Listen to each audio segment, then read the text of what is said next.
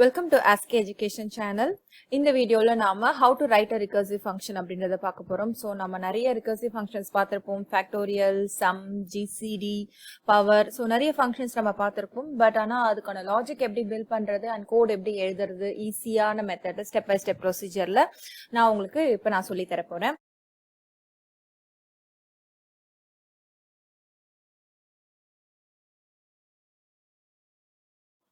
So அடுத்து நம்ம factorial of n எப்படி calculate பண்றது அதுக்கான recursive function எப்படி எழுதுறதுன்னு பார்க்கலாம். So factorial of n is used to find n factorial. So அப்படினா என்ன அப்படினு நமக்கு தெரியும். So fact of 5 அப்படி நம்ம 5 ன்ற நம்பர் கால் பண்ணும்போது என்ன ஆகும்னா value pass பண்ணும்போது it will be 5 into 4 into 3 into 2 into 1 that is equal to 120 அப்படின்ற ஆன்சர் வரணும். So 5 factorial is nothing but 120. So இத வந்து நாம வந்து simple steps break down பண்ணி base case recursive case கண்டுபிடிச்சு and அத வந்து நம்ம recursive functionல நம்ம யூஸ் பண்ண போறோம். So நம்ம எப்படி பண்ணலாம்ன்றத பார்க்கலாம். So fact of 5 இந்த steps நான் அந்த first step நான் எடுத்துக்கிறேன். 5 into 4 into 3 into 2 into 1. So இந்த stepல பாத்தீங்கன்னா இந்த 4 into 3 into 2 into 1 is nothing but 4 factorial இல்லையா. So இந்த 4 factorial நம்ம என்ன பண்ணலாம்னா fact of 4 அப்படின்னு வந்து ஒரு ஸ்டெப் சிம்பிளா வந்து நம்ம break down பண்ணிருக்கோம். So fact of 5 is nothing but 5 into fact of 4 அப்படி நம்மளால எழுத முடியும். And இப்போ இந்த fact of 4 பாத்தீங்கன்னா again பாத்தீங்கன்னா 4 into 3 into 2 into 1. So இந்த 3 into 2 into 1 is nothing but 3 factorial. So அத வந்து நம்ம fact of 3 அப்படின்னு எழுத முடியும்.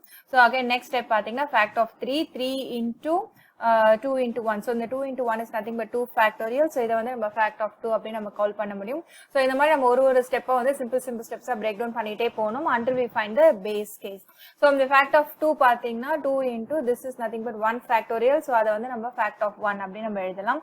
So finally பாத்தீங்கன்னா fact of 1 is equal to 1. So இத வந்து நம்ம further break பண்ண முடியாது. So this will be the base case அப்படின்னு நம்ம நினைச்சோம்னா yes of course it is true நம்ம வந்து இது பேஸ் கேஸா வெச்சுக்கலாம் பட் ஆனா still இப்போ வந்து there is something called 0 factorial. so ஒரு யூசர் வந்து fact of 0 அப்படின்ற நம்பர் பாஸ் பண்ணும்போது நம்ம ப்ரோக்ராம் அப்ப வந்து வர்க் பண்ணாது இல்லையா. so fact of 0 இருக்கிறதுனால fact of 0 is nothing but 1 தான். so 0 factor is nothing but 1. so அதையும் வந்து நம்ம இந்த ஸ்டெப்பை வந்து இன்னும் further break பண்றதுக்கு நம்ம யூஸ் பண்ணிக்கலாம். so fact of 0 is equal to 1 நமக்கு தெரியும்ன்றதுனால so இந்த ஸ்டெப்பை இதுக்கு முன்னாடி இருக்க ஸ்டெப்பை வந்து நம்ம into 0 factorial அப்படின்னு நம்ம கொடுத்துக்கலாம். so அப்படி கொடுக்கும்போது என்ன ஆகும் this will be fact of 0. so நம்ம வந்து இன்னுமே வந்து further வந்து இத வந்து break down பண்ணிருக்கோம். so for last case will be this will be the base case. so fact of 0 equal to 1 இருக்குல்ல so அதுதான் வந்து base case. அதாவது n 0வா இருக்கிற போது அந்த ஆன்சர் வந்து 1 அப்படின்னு ரிட்டர்ன் ஆகும். so this is the base case. and இந்த ஸ்டெப்ஸ்ல நம்ம எழுதின எல்லாமே பாத்தீங்கன்னா recursive case. so இந்த recursive caseல இருந்து நாம வந்து ஒரு ஜெனரல் ஃபார்ம் கொண்டு வரணும். so ஜெனரல் கேஸ் எப்படி எழுதுவோம்னா so உங்களுக்கு பார்த்தாலே தெரிஞ்சிருக்கும். இப்போ fact of 5 is equal to 5 into fact of 4. fact of 4 is equal to 4 into fact of 3. fact of 3 is equal to 3 into fact of 4. so fact of n is equal to n into fact of n minus 1. so that is the recursive case. so இந்த base கேஸையும் recursive கேஸையும் இப்போ ஒண்ணா எடுத்து எழுதிடலாம். so அப்படி எழுதும்போது we get this general case definition. so function of fact of n is equal to 1 when n is equal to 0. so இதுதான் வந்து நம்ம அந்த பேஸ் கேஸ்க்கு கொடுக்க போற கண்டிஷன். so n is 0னா நமக்கு ரிட்டர்ன் 1 இருக்கணும். and அந்த recursive case நம்ம else partல எழுத போறோம் இல்லையா. so otherwise so if n is equal to 0 இல்லாத பட்சத்துல n greater than 0வா இருக்கும்போது நம்மளோட recursive case பாத்தீங்கன்னா n into fact of n minus 1. so இது ரெண்டுத்தையும் நம்ம வந்து let's put it in the structure now.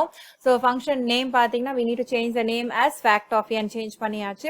and அதுக்கப்புறம் இந்த condition குள்ள if statement குள்ள நம்ம வந்து base caseம் recursive caseம் எழுத போறோம். and so in the base case recursive case எழுதும்போது we need to return the values because நம்ம fact of n கண்டுபிடிச்சு we need to return the value இல்லையா. so return statement தான் இது ரெண்டுமே எழுத போறோம்.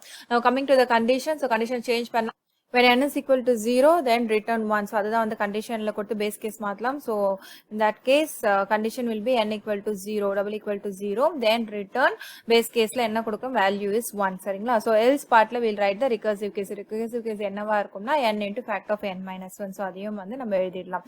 so இதுதான் வந்து recursive factorial function. and இத வந்து நீங்க எந்த கோட்ல எந்த லாங்குவேஜ்ல வேணாலும் நீங்க எழுதலாம். so it can be put in java or in python or c++. so இப்போ வந்து நான் உங்களுக்கு python கோட் காட்டுறேன். so python கோட்ல பாத்தீங்கன்னா இங்க define function. so def fact n and following the syntax of the python function. so I have written this code. so இந்த கோட நம்ம வந்து ideally ல ரன் பண்ணி உங்களுக்கு இப்ப ஆன்சர் காட்டுறேன். ஸோ ஐடியலியில் இன்ட்ராக்டிவ் மோடில் இந்த கோடு இருக்குது. ஸோ இதை வந்து நம்ம வந்து கால் பண்ணலாம் இப்போ. ஸோ ஃபேக்ட் ஆஃப் 5 அப்படின்னு நம்ம கொடுக்கும்போது the answer will be 120. So recursive function நமக்கு வந்து ப்ராப்பராக ஒர்க் ஆகுது. ஸோ இந்த ரிகர்சிவ் ஃபங்க்ஷன்ஸ் வந்து எப்படி ஒர்க் ஆகுது அப்படின்றத வந்து நம்ம மேனுவலாக ஒரு ட்ரை ரன் பண்ணி பார்க்கலாம். ஸோ அதையும் வந்து நான் இப்போ உங்களுக்கு காட்டுறேன். இந்த print of fact of 5க்கு இந்த ஃபங்க்ஷன் recursive call எப்படி ஒர்க் ஆகுதுன்றதை பார்க்கலாம். ஸோ ஃபர்ஸ்ட் கால் பார்த்தீங்கன்னா it's fact of 5. So fact of 5 கால் பண்ணும்போது என்ன ஆகும்னா it is a separate functions call. So உங்கள் சிஸ்டமில் வந்து இது ஒரு தனி காலாக வந்து ஒரு ப்ரோக்ராமாக வந்து எக்ஸிக்யூட் ஆகும், ஒரு சப் ஃபங்க்ஷன் மாதிரி எக்ஸிக்யூட் ஆகும். ஸோ fact of 5ல வந்து என்னோட வேல்யூ வந்து 5. ஸோ இது வந்து செப்பரேட்டாக என்னன்றது மெமரியில் ஸ்டோர் ஆகிட்டு அதுக்கு வந்து வேல்யூ 5 அசைன் ஆகும். ஸோ இந்த ஃபர்ஸ்ட் ஸ்டேட்மெண்ட் எக்ஸிக்யூட் ஆகும்போது என்ன ஆகும்னு பார்த்தீங்கன்னா n = 0 செக் பண்ணுது. the answer is false. So அதனால else பார்ட்டுக்கு போகுது. ஸோ else பார்ட்டில் என்ன இருக்குன்னா return n into fact of n minus 1 இல்லையா. ஸோ 5 into fact of 4 அப்படின்றது இருக்குது. ஸோ இந்த fact of 4ன்றது பார்த்தீங்கன்னா again it's a call to itself. So மறுபடியும் அதே ஃபங்க்ஷன் கால் வந்து எக்ஸிக்யூட் ஆகும், பட் என்ன செப்பரேட் சப் ஃபங்க்ஷன் மாதிரி மறுபடியும் செப்பரேட்டாக ஃபங்க்ஷன் ஆகும். இந்த டைமில் பார்த்தீங்கன்னா இதுக்கு ஒரு n வேல்யூ வந்து 4ன்றது மெமரியில் அசைன் ஆகும். ஸோ ஃபர்ஸ்ட் ஸ்டேட்மெண்ட் எக்ஸிக்யூட் ஆகும்போது n = 0 அப்படின்னு செக் பண்ணுது. The answer is false. So again else part execute ஆகும். So return 4 into fact of 4 minus 1 is nothing but 3. So இந்த கால் ஃபேக்ட் ஆஃப் 3ன்றது again it's a function call இல்லையா. So வந்து ரிகர்சிவாக அது கால் பண்ணும்போது இந்த ஃபேக்ட் ஆஃப் 3யை வந்து மறுபடியும் ஒரு சப் ஃபங்க்ஷன் மறுபடியும் இன்னொரு ஃபங்க்ஷன் மாதிரி தான் நம்ம கன்சிடர் பண்ணணும். ஸோ ஃபேக்ட் ஆஃப் 3 கால் பண்ணும்போது என்ன ஆகும்னா மெமரியில் எண்ணுக்கு தனி இன்னொரு எண் வந்து ஸ்டோர் ஆகும் அண்ட் அதோட வேல்யூ பார்த்தீங்கன்னா 3ன்றது அசைன் ஆயிருக்கும். அண்ட் இந்த ஃபங்க்ஷன் எக்ஸிக்யூட் ஆகும்போது ஃபர்ஸ்ட் ஸ்டேட்மெண்ட் n = 0 செக் பண்ணது. த ஆன்சர் இஸ் ஃபால்ஸ். ஸோ வந்து எல்ஸ் பார்ட்டுக்கு போகுது. எல்ஸ் பார்ட்டில் என்ன இருக்குன்னா return 3 into fact of n minus 1 is nothing but 2 இல்லையா. ஸோ ஃபேக்ட் ஆஃப் 2 அப்படின்றது இருக்குது. ஸோ இந்த ஃபேக்ட் ஆஃப் 2 பார்த்தீங்கன்னா again it's a function call to it's self. But வந்து நம்ம தனியாக ஒரு ஃபங்க்ஷன் ப்ரொசீஜர் மாதிரி நம்ம வந்து அதை எக்ஸிக்யூட் பண்ணுற மாதிரி நம்ம எழுதணும். ஸோ ஃபேக்ட் ஆஃப் 2 அப்படின்னு கால் பண்ணும்போது இதுக்கு தனியாக என்னோட வேல்யூ வந்து மெமரியில் ஸ்டோர் ஆகும். ஸோ கரண்ட் n வேல்யூ அப்படின்றத விட it's a different n value, அதோட வேல்யூ வந்து 2 அப்படின்றது இருக்குது. ஸோ இந்த n வேல்யூ = 0 செக் பண்ணும்போது the answer is false. So என்ன ஆகுனா அகைன் எல்ஸ் பார்ட் போகும். ஸோ 2 into ரிட்டர்னில் என்ன இருக்குன்னா 2 into fact of n minus 1, அதாவது 2 minus 1 is 1. So 2 into fact of 1 அப்படின்றது ரிட்டர்ன் ஆகும். ஸோ இந்த இடத்துல ஃபேக்ட் ஆஃப் 1ன்றது again it's a functions call. So அதை எக்ஸிக்யூட் பண்ண பிறகு தான் it will return. So fact of 1க்கு போகுது. So it's separate call function call. So இந்த இடத்துல என்னோட வேல்யூ பார்த்தீங்கன்னா 1. இது மெமரியில் இன்னொரு எண்ணாக தான் அசைன் ஆகி இருக்கும். ஸோ அந்த வேல்யூ அந்த என்னோட வேல்யூ வந்து = 0 அப்படின்னு செக் பண்ணுது. Again the answer is false. So அதனால எல்ஸ் பார்ட்டுக்கு போகுது. ஸோ எல்ஸ் பார்ட்டில் என்ன இருக்குன்னா return n into fact of n minus 1. So கரண்ட்டாக இந்த காலோட n வேல்யூ என்னன்னா 1. So 1 into fact of 1 minus 1 is 0 இல்லையா. ஸோ அதுதான் fact of 0 அப்படின்னு கால் ஆகும். ஸோ இந்த ஃபங்க்ஷன் கால் fact of 0ன்றது again it's a call function call. So fact of 0 அப்படின்றது கால் ஆகும்போது என்ன ஆகும்னா இதோட n வேல்யூ அப்படின்னு பார்த்தீங்கன்னா இட் இஸ் 0. ஸோ மெமரியில் n is equal to 0ன்றது அசைன் ஆகும். ஸோ இந்த ஃபங்க்ஷன் வந்து எக்ஸிக்யூட் ஆகும்போது இந்த ஃபர்ஸ்ட் ஸ்டேட்மெண்ட்டில் வந்து n = 0 அப்படின்னு செக் பண்ணுது. The answer is true year. So this is the base condition. இந்த இடத்துல பேஸ் கண்டிஷன் மீட் ஆன பிறகு தான் வந்து the control will start to revert back. சரிங்களா. ஸோ இந்த இடத்துல பாருங்க ரிட்டர்ன் 1 அப்படின்றது தான் இருக்கே தவிர வேற ஒரு ஃபங்க்ஷன் கால் இல்லை. ஸோ இந்த இடத்துல வந்து இந்த ரிகர்சிவ் கால்ஸ் வந்து ஸ்டாப் ஆயிட்டு it will start reverting back. So இந்த ரிட்டர்ன் 1ன்றது எங்கே வரும்னா எங்கே கால் ஆச்சோ அங்கே தான் வரும். ஸோ இங்கே ஃபேக்ட் ஆஃப் 0ன்றது மட்டும்தான் வந்து ஃபங்க்ஷன் கால். ஸோ அந்த இடத்துல தான் வந்து 1 வந்து சப்ஸ்டியூட் ஆகும். ஸோ 1 into 1ன்றது எக்ஸ்பிரஷன். ஸோ அதுதான் வந்து ரிட்டர்னில் இருக்குது. ரிட்டர்ன் n into தான் இருக்குல்ல. ஸோ அது வந்து return backs to the previous call. So எங்கே ரிட்டர்ன் ஆகும்னா அந்த ஃபேக்ட் ஆஃப் 1க்கு தான் ரிட்டர்ன் ஆகும். ஸோ 2 into 1ன்றது அசைன் ஆகும்.